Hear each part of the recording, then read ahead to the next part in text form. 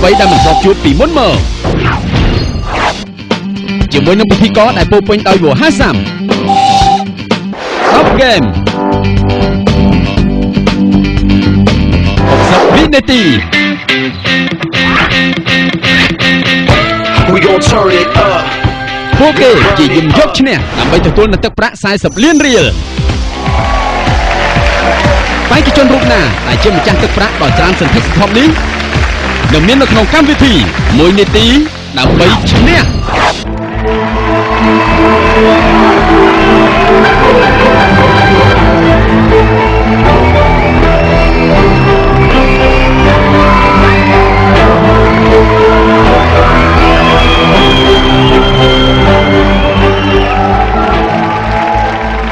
អរគុណសម្រាប់សម្លេងដល់ជូននៅកម្មវិធីនៅភាពរីករាយបងប្អូននៅទីនេះបាទខ្ញុំសួរបងប្អូននៅតាមគណៈឋានផងដែរបាទ1នាទីដើម្បីឈ្នះអត់ទាន់មានអ្នកបំបែកបាននៅឡើយបាទគឺបំបែកយកទឹកប្រាក់ពីកម្មវិធី40លានរៀលបាទបេក្ខជនរបស់យើងដែលបានចូលរួមកម្មវិធីគឺថាមកពីបណ្ដាខេត្តផ្សេងៗនៅក្នុងប្រជាជាតិកម្ពុជាទាំងនៅភ្នំពេញទាំងនៅខេត្តអត់ទាន់មានបេក្ខជនឬក៏នារីណាដែលអាចយកទឹកប្រាក់បាននៅឡើយទេបាទយើងរាប់ទុកថាជាវគ្គទី2ដែលក្រុមការងារបានចុះទៅធ្វើការជ្រើសរើសតាមផ្ទះរបស់លោកអ្នកបានថាទៅដល់កន្លែងរស់នៅគាត់បានតែម្ដងនៅដល់ខេត្តគាត់ឬក៏នៅភ្នំពេញគាត់មានឱកាសដាក់ពាក្យបាទមិនប្រកាន់ថាបងជាបរិសុទ្ធជានារីចាស់ក្មេងបាទអ្វីក៏ដោយបាទគឺថាគាត់ធ្វើអីក៏ដោយគាត់មានសិទ្ធិដាក់ពាក្យបានទាំងអស់គាត់ថាអ្នកខ្លះអត់បានដឹងអ្នកខ្លះគាត់ដាក់ហើយអត់បានស្ទះតេស្តឡើងមកលើឆាកយើងផ្ដល់ឱកាសជូនបាទសម្រាប់40នាទីនេះបងអូនមានបំណងចង់បានអញ្ជើញមកដាក់ពាក្យប៉ុន្តែនៅពេលណាវេលាណាមួយយើងនឹងប្រកាសជូនបន្តទៀតបាទឥឡូវយើងជ្រើសរើសរួចហើយអូខេសប្តាហ៍នេះយើងនឹងមានបេក្ខជនមកបន្តទៀតដើម្បីយកទឹកប្រាក់ពីកម្មវិធីបើជារហូតរងចាំរហូតទឹកប្រាក់យើងគឺថាតម្កល់ទុកសម្រាប់គាត់យកទៅបានឬអត់ចង់ដឹងថាគាត់មកពីណាបរិសុទ្ធឬនារីផ្ដល់សម្លេងសង្គមខ្លាំងៗជូនគាត់បា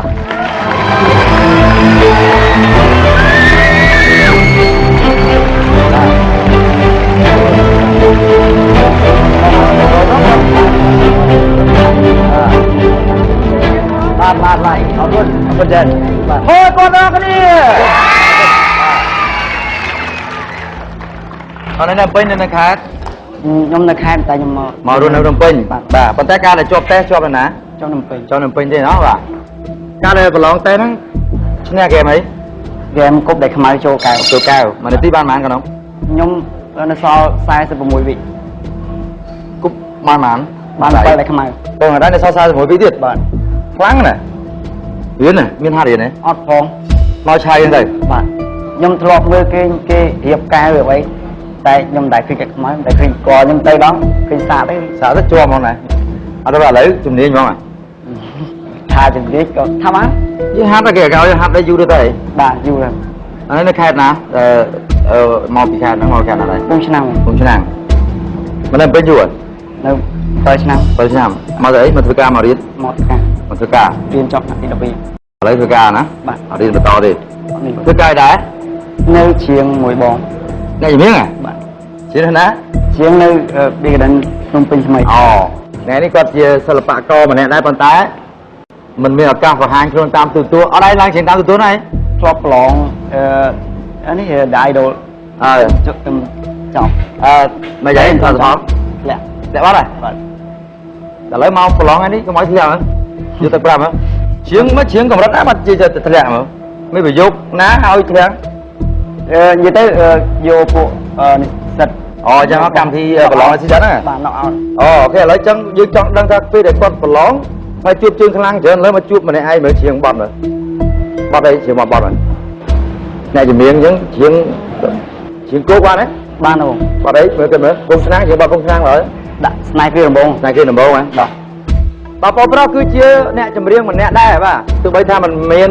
អ្នកចម្រៀងល្បីប៉ុន្តែគាត់អាជីពគាត់គឺអ្នកចម្រៀងនៅតាមភូមិឋានចឹងចង់ដឹងស្ដាប់ទាំងគ្នាស្នៃគ្រឿងដំបងចេះដែរចឹងនេះបាទ1 2 3ស្នៃគ្រឿងដំបងដែរបងបានយល់ស្នេហ៍ដែលបានផ្ដោដោយទឹកអមរិតចេញពីដួងចិត្តស្មងជាគូក្រម ស្បត់ស្បែកសាសងសញ្ចានឹងគ្នាអោពីងសិលាចាជាសង្ស័យសម្បត្តិថ្មីថ្មីស្រីស្បត់សញ្ចាពេលនេះស្រីក្បត់ប្រែចិនសាវាលេងទាំងសិលាហាចិត្តខ្ញុំទំនាក់នោះ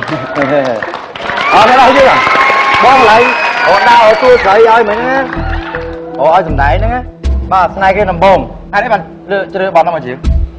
និយាយជួបស្នេហ៍ក៏មានស្នេហ៍គេដំបងហ៎មាន3 4អូមាន3 4អូស្នេហ៍ដែរអញ្ចឹងបងមានតែ4 5អញ្ចឹងលេងណាបាទឥឡូវថ្ងៃនេះយើងមកមិនមែនជាការប្រឡងចម្រៀងទេគឺមកលេងហ្គេមនេះគឺប្រើរយៈពេលតែ1នាទីទេមិនសម្រាប់ជោគជ័យបាទមានពេលវេលាគ្រប់គ្រាន់សម្រាប់ហាត់ទេដល់ថ្ងៃទៅធ្វើការអញ្ចឹងមានពេលថ្ងៃបងពេលព្រោះខ្ញុំនេះ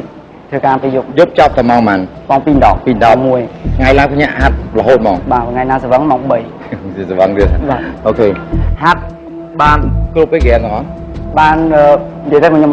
ហាត់ដល់10ហ្គេម10ហ្គេមណាហាត់បានដល់10ហ្គេមទេគេឲ្យ5 10អីហាត់ទាំងអស់តែពេលហ្គេមខ្លះខ្ញុំហាត់ដល់បានម្នាក់តែ10ហ្គេមបានសម្រាប់អញ្ចឹងជូនពរថ្ងៃនេះឲ្យចេញឲ្យ10ហ្គេមដែលយើងហាត់បានសម្រាប់តែម្ដងបាទ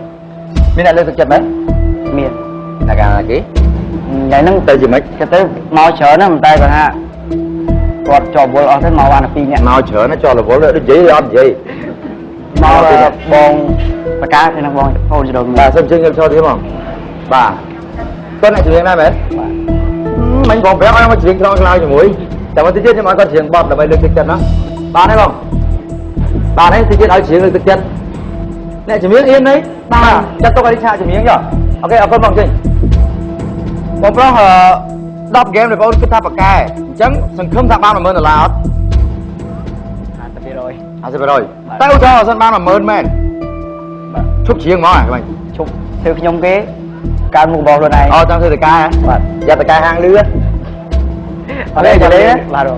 ការពិតមនុស្សយើងគឺអ្វីដែរតើតែមានគោលការណ៍មានគេហៅថា plan ឲ្យច្បាស់ឥឡូវបាន$10000គឺឈប់ទៅច្រៀងហើយបង្កើតមុខរបរខ្លួនឯងសួរទៀតមកជួយដោបង្កើតមុខរបរអីឲ្យបាន$10000ខ្ញុំនិយាយទៅគ្រឿងអេឡិចត្រូនិកខ្ញុំចេះខ្លះដូចជាកុំព្យូទ័រទូរស័ព្ទវិញខ្ញុំចេះខ្លះដូចខ្ញុំរៀនថាខ្ញុំអាចចេះបងក៏បង្កើតអេឡិចត្រូនិកដែរខ្សែភ្លើងហ្នឹងយើងអាចដុតវាចេញពីស្ពាន់តែយកទៅលក់ហ្នឹងហើយយលេបាទអូខេឥឡូវនេះការតាំងចិត្តគេថាបាន$10000បង្កើតមុខរបរខាងផ្នែក IT ចូលបបភ្លេងណាមែនចេះស្រាប់ហើយអូចេះស្រាប់អូនទូរស័ព្ទហើយអូនសក់ចេះអូចេះអូខេយលេឥឡូវហ្គេមទី1តើប៉ះស្អីសូមទស្សនាទាំងអស់ទេបាទសូមជិះមួកកន្ត្រកក្នុងវគ្គនេះដោយឈរចម្ងាយ5 feet គឺស្មើនឹងប្រមាណ1 ម៉ែត្រកន្លះពីជញ្ជាំងបេក្ខជនត្រូវចងកន្ត្រកមួយនៅលើក្បាលបន្ទាប់មកចោលគ្រាប់ប៉េងប៉ុងនៅលើដីឲ្យផ្លាតទៅប៉ះជញ្ជាំងនិងផ្ទៀតចូលទៅក្នុងកន្ត្រកចងស្រាប់នៅលើក្បាលបេក្ខជនត្រូវចាប់គ្រាប់ប៉េងប៉ុងឲ្យបានសម្រេចចំនួន3 ដងក្នុងពេល60វិនាទីបេក្ខជនមិនអាចធ្វើបានមានន័យថាបរាជ័យបាទមិនយើងសួរឈ្មោះនៅភ្លេចសួរឈ្មោះឲ្យអូនរតនា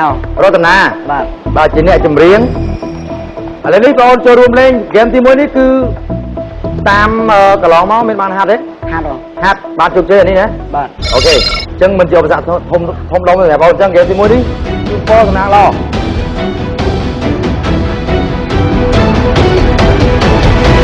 ហ្គេមចាប់ផ្ដើមក្នុងពេល3 2 1បាទមិនឲ្យក៏បេះបងចូលទៅក្នុងក្បាលចូលអត់លឿនបាទចាំជួទៅលះ